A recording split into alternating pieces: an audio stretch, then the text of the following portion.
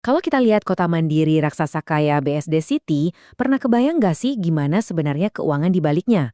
Nah, hari ini kita bakal bongkar laporan keuangan dari developernya, PT Bumi Serpong Damai, atau yang kita kenal dengan kode saham BSDE.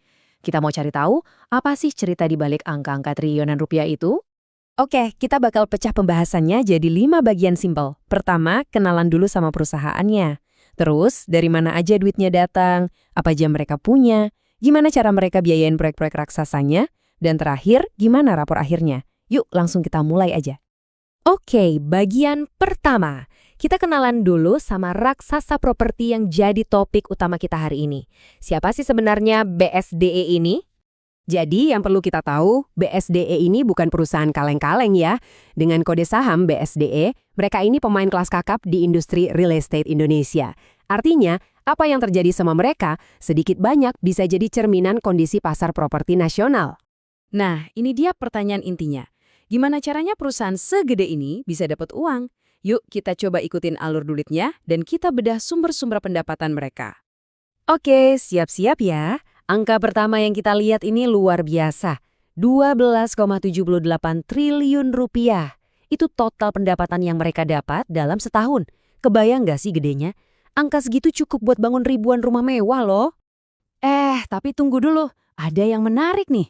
Kalau dibandingin sama tahun sebelumnya, pendapatan mereka ternyata turun sekitar 1 triliun rupiah.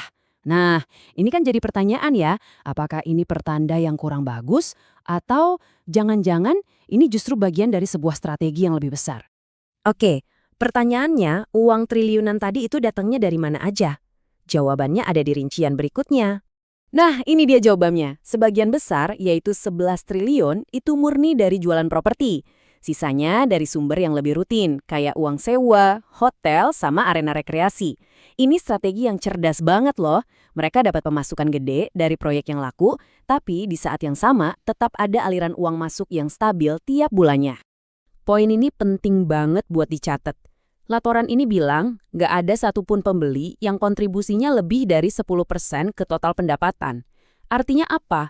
Mereka nggak bergantung sama satu pelanggan besar aja. Istilahnya, mereka nggak menaruh semua telur dalam satu keranjang. Ini tanda manajemen risiko yang bagus. Oke, tadi kita udah lihat uang yang masuk. Sekarang kita intip harta karun perusahaan ini. Apa aja sih yang sebenarnya dimiliki oleh BSDE? Coba lihat angka ini, 36,7 triliun rupiah. Ingat ya, ini bukan pendapatan, tapi nilai dari semua properti dan tanah yang mereka punya. Inilah fondasi utama yang menopang seluruh bisnis mereka. Nah, disinilah ceritanya jadi makin seru. Walaupun pendapatan mereka turun, nilai aset properti mereka malah naik lebih dari 2 triliun rupiah.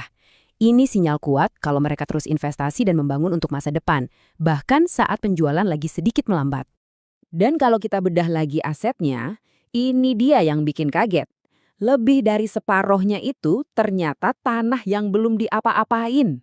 Bayangin aja, ini tuh kayak kanvas kosong raksasa yang siap dilukis. Inilah bahan baku utama mereka buat bikin proyek-proyek kota baru di masa depan. Dan laporan ini kasih kita sedikit bocoran jadwal loh. Proyek-proyek yang sekarang lagi dibangun itu diperkirakan bakal selesai antara tahun 2026 sampai 2028. Nah, inilah calon-calon sumber pendapatan mereka di tahun-tahun mendatang. Iya, namanya juga membangun proyek raksasa pasti butuh modal yang super besar. Pertanyaannya, dari mana BSDE dapat uang buat mendanai itu semua?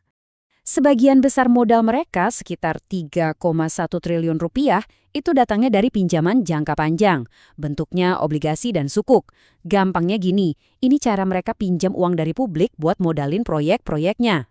Nah, mereka pakai dua jenis pinjaman utama. Ada obligasi, ini kayak pinjaman biasa yang ada bunganya.